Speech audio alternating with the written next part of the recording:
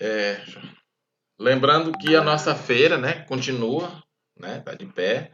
Ela foi remarcada para o dia 19 de outubro, lá na Praça da Chapada, né? A gente conta com a participação de todos, tanto os que não vão apresentar, né, que vão assistir os outros colegas, como também os nossos colegas que vão apresentar os seus trabalhos, né, seus referidos trabalhos, tanto na área de física, química, biologia ou matemática, né, que é o Biofismar, mas não quer dizer que ele vai ter de apresentar um trabalho de cada área, não. Ele só vai trabalhar um determinado projeto e vai valer aí para as 4 disciplinas, certo? Só para vocês terem ideia. É uma competição, né? Lembrando que existe uma competição, né? Para saber qual é o melhor trabalho, né? Os 3 melhores trabalhos. E aí a gente vai ver como trabalhar, certo? Então vamos ver aqui como é que está a nossa apresentação de hoje. A gente vai falar hoje de... Não quero isso aqui não. Nós vamos falar hoje da nossa principal fonte de energia, né? Aqui do nosso sistema solar, né? Principal fonte de energia do nosso sistema solar. Alguém sabe dizer quem é? Qual é a principal fonte de energia? Ela é a principal fonte de energia, ela é a principal fonte de luz, ela é a principal fonte geradora de ondas, né? Que é o nosso tópico desse período, é ondas, né? Ela gera vários tipos de ondas, né? Principalmente eletromagnéticas, né? Alguém sabe qual é essa fonte? Alguém? Ninguém vai falar? Só, professor, acho. Que é, professor? Qual é a fonte, a principal fonte de energia do nosso sistema solar? Sol. É o Sol, exatamente. Muito Já bem. indo só porque eu falei. Mentira, eu falei primeiro, não foi não, professor. Eu nem escutei tu falar. Então, bora ver aqui. A gente vai falar um pouquinho do Sol, né?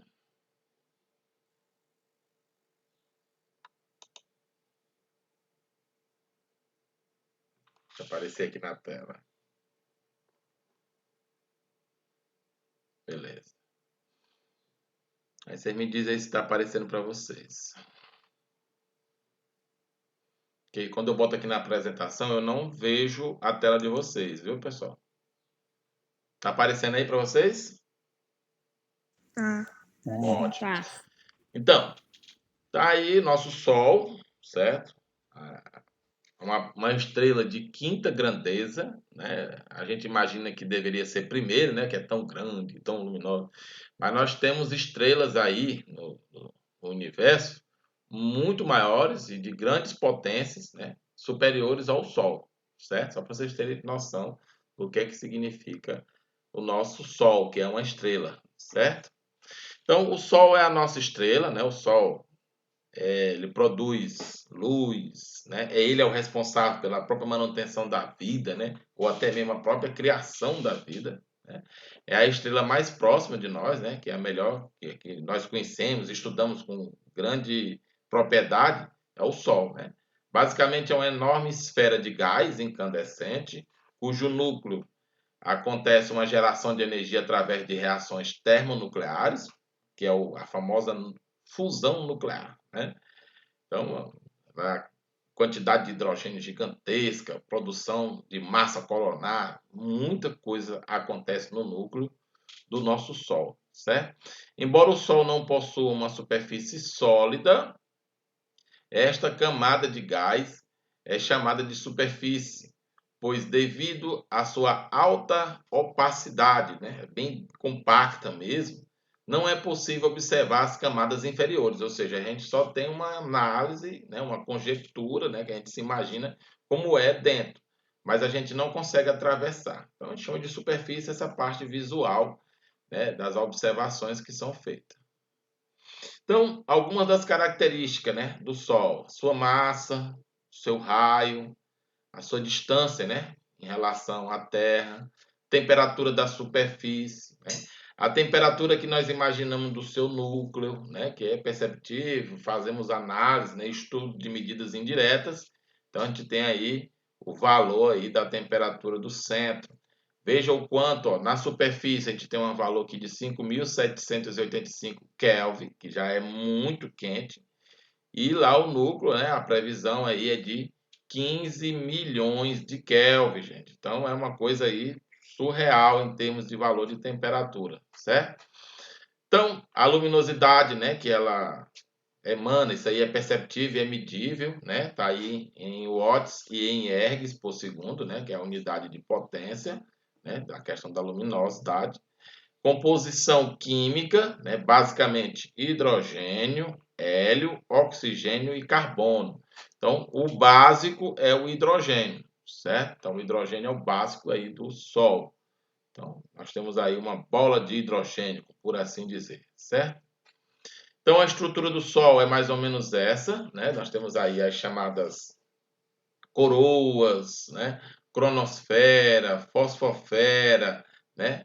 Tem a proeminência, que são aquelas erupções que saem, né? Então a gente tem aí essas partes com relação ao Sol, certo? E temos lá o núcleo, né? Então nós temos aqui no núcleo aí a zona de radioatividade e a zona de conversão, né? Que é onde tem a concentração da superfície, né? É aí que a gente tem as partes relacionadas ao Sol. Então, temos aqui uma figura com essas partes, né? Inferior, né? E a parte atmosférica, né, do Sol, né? Lá na parte inferior nós temos o núcleo, a camada radioativa e a camada convertiva, né? Que é a que mantém o núcleo lá estável, né? E na parte da atmosfera, que a gente poderia dizer, entre aspas, externa, mas não é externa, porque ainda continua dentro do próprio Sol. Temos a fotosfera, a cromosfera e a coroa, né? O núcleo, com temperatura de cerca de 15 milhões de graus Kelvin, é uma região onde a energia é produzida por reações termonucleares, que é a famosa fusão nuclear, certo? A energia gerada por essas reações é transportada para a superfície do Sol por radiações e convecção, onde é liberada para o espaço em forma de luz e calor. E as famosas ondas eletromagnéticas também, certo? Ondas de micro-ondas, né? Vários tipos de ondas são gerados, né? As radiações também um pouco nucleares, né? São também liberadas, né? As partículas, né? Alfa e beta também são liberadas dessas radiações, só para vocês terem ideia, a fuga, né? Então, a região da radiação, né? É a camada que vem logo a seguir ao núcleo do Sol, cuja sua principal característica é a forma como se dá a propagação do calor produzido no núcleo, ou seja, a irradiação, certo? A região de convecção, o calor vindo da região da radiação, faz com que o fluido, né, ali produzido ali, fique instável e comece a ferver, né, que é aquelas, como se fosse um líquido ali fervendo, né? Este movimento de convecção leva o calor muito rapidamente à superfície. Eita! Jesus! Os movimentos de convecção são visíveis, né? Você vê a massa se deslocando lá na superfície pela formação de grãos denominados granúlos. A fosfosfera, né, ou fotosfera, é a camada visível do Sol, sua temperatura de aproximadamente 5.775 Kelvin, tem a aparência da superfície de um líquido em ebulição, cheia de bolhas ou granúlos. Este fenômeno é chamado de granulação fotosfera ou fotosférica. Os granúlos têm cerca de 5.000 quilômetros de diâmetro e duram cerca de 10 minutos cada. Eles marcam os topos das colunas convectivas de gás quente que se forma na zona convectiva, logo abaixo da fotosfera.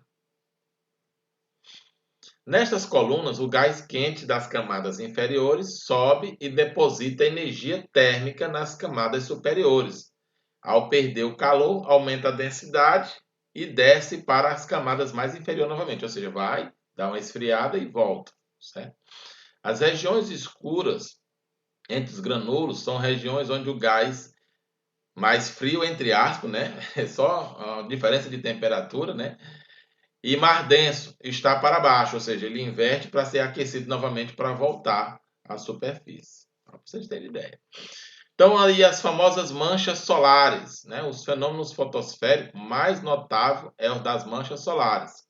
Regiões irregulares que aparecem mais escuras do que a fotosfera circundante. As manchas solares tendem a se formar em grupos e estão associados a intensos campos magnéticos no Sol. São regiões em que o campo magnético é muito mais intenso, inibindo o transporte convectivo, o que as torna mais frias que a atmosfera.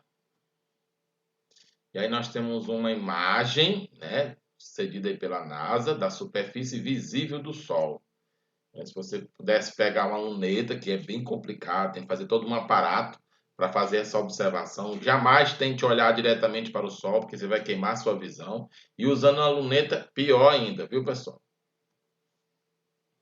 Então, nós temos aí a cromosfera, né? A cromosfera do Sol formalmente não é visível, porque sua radiação é muito mais fraca do que a da fotosfera.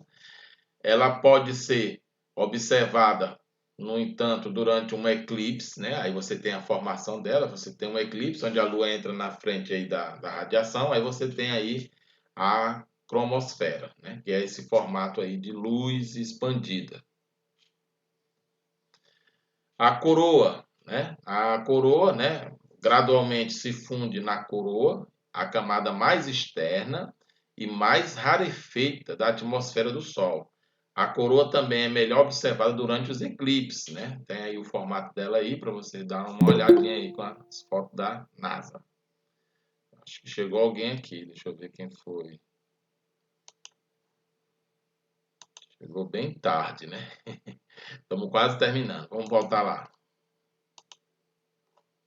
Então, graças ao Sol, ele aquece a nossa Terra com um efeito estufa. O efeito estufa tem seu aspecto positivo e seu aspecto negativo.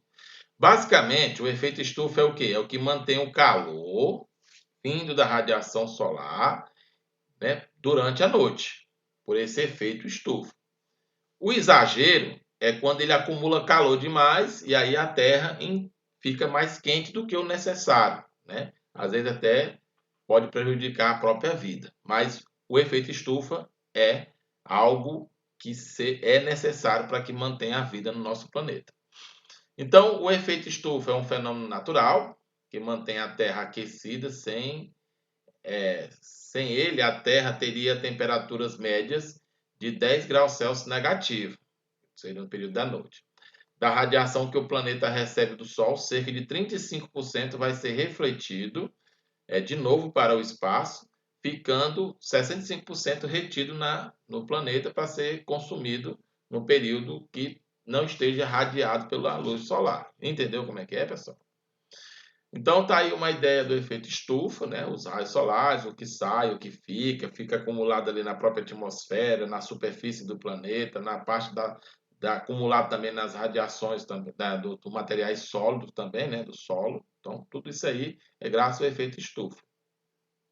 O efeito dos raios infravermelhos sobre os gases presentes na atmosfera, né, como dióxido de carbono, metano, óxido de azoto, ozônio, vão reter esta radiação na Terra, permitindo que o planeta se aqueça. Nos últimos anos, essa concentração, né, graças à poluição, queimadas e tudo, vem aumentando, né, em virtude da utilização desses combustíveis fósseis. Então, esse efeito estufa está ficando mais desagradável, saindo um pouco da questão natural e indo para uma questão um pouco mais complexa, que é o que a gente chama agora, que estão sendo feitos sempre esses tratados com relação ao uso do carbono, né, o uso das energias renováveis, para que diminua essa poluição e aí você consiga manter um efeito estufa mais adequado, e não essa coisa que está aquecendo o planeta.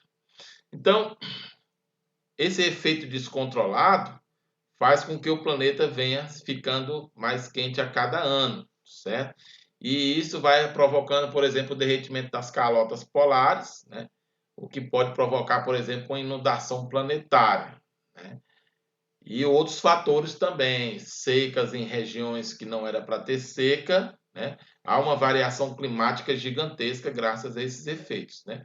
Então, o derretimento das calotas polares, né? O aquecimento das grandes cidades, a extinção de espécies animais e vegetais, né? Desertificação, grandes incêndios florestais, por consequência desse efeito estufa descontrolado, né? Graças à poluição.